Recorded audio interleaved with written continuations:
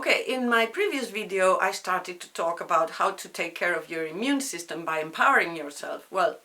And now I'm going to tell you how I take care of my immune system by strengthening my emotional self and my inner self.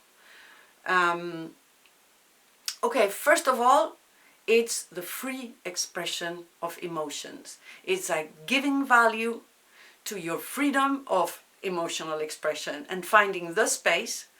In this case, I have in one of the rooms of my house, I have created this studio, and in this space I can just express what I feel in front of the camera.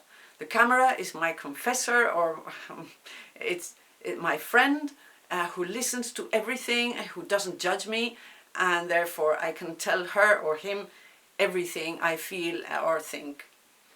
So, this is one of the ways that you can express your emotions in a sort of safe space without hurting anyone.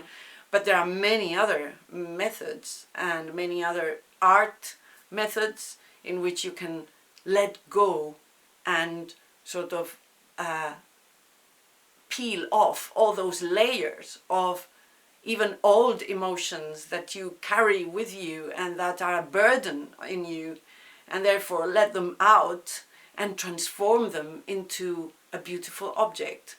And that is an amazingly cathartic process that sets you free from those burdens, little by little, of course, but you do it and you're even more proud of yourself because you're taking more care of yourself deep inside.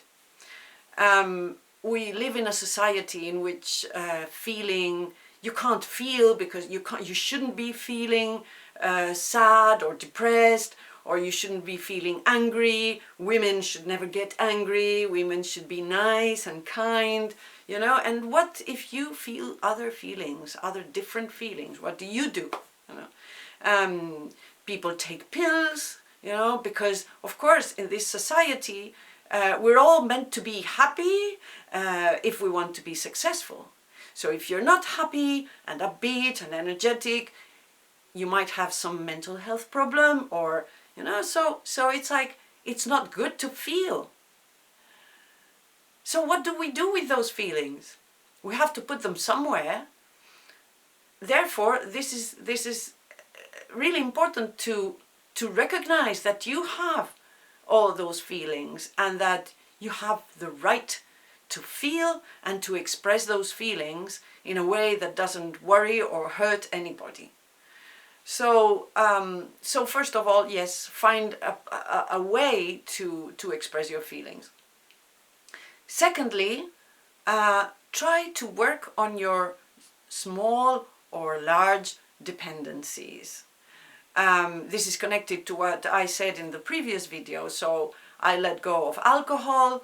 Of course, I wasn't an alcoholic, but I was having this one beer every evening, and it was just to calm my anxiety. So I'm not taking the beer, and I don't have that anxiety because I'm facing the problem instead of escaping.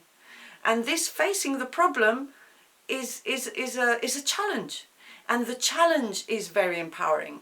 So taking care of your dependencies and becoming independent is a challenge and empowers you right away. So yeah, no alcohol, no coffee, no cigarettes. So that has been really a very important like 3 things at the same time. Not even 3, because the sugar, the chocolate, the cheese, the bread, and so on. So these are one of the things that you can do, but of course there are other kinds of dependencies. So look inside, because we are confined, and therefore being at home is symbolically looking at yourself and looking at what you are and facing everything that has to be faced. And so the dependencies, yeah, taking care of that really makes you strong, and really makes you that you're really taking care of yourself, and that you're strong because you can do without that. So that's boosting your self-esteem, and of course boosting your immune system. Thirdly, take action for the things that you think don't work in society, and express yourself while you take action. Take public action. Be part of groups that fight for what you believe. And this makes you feel connected to other people who have the same feelings about something, and connected to other people to do something about it. And therefore, this is something that is also empowering. It makes you feel that you're useful for society. Okay. Next, what was next? Yeah, the project. Find yourself a project, not an easy one. I mean, you can start with small projects in the house, like let's say, okay, I want to change the color of this room, so I'm going to paint it. And so this is that you give yourself a goal, and you take the action, the necessary action to make that true, to make that desire come true. But a project, a longer project, a more difficult project, is even more interesting, because, for example, I'm going to talk about an art project. Okay, at the beginning, you're finding your way, and perhaps you have an idea and you start doing something, but it just doesn't come out well at the very first step, okay? And then you might be disappointed and you might feel discouraged, but if you don't quit, if you still work on it without, now what's the word? If you don't give up,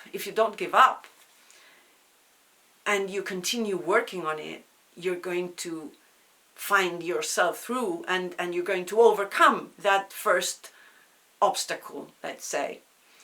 And this is very empowering when you have a sort of little failure, and how you respond to that failure is crucial.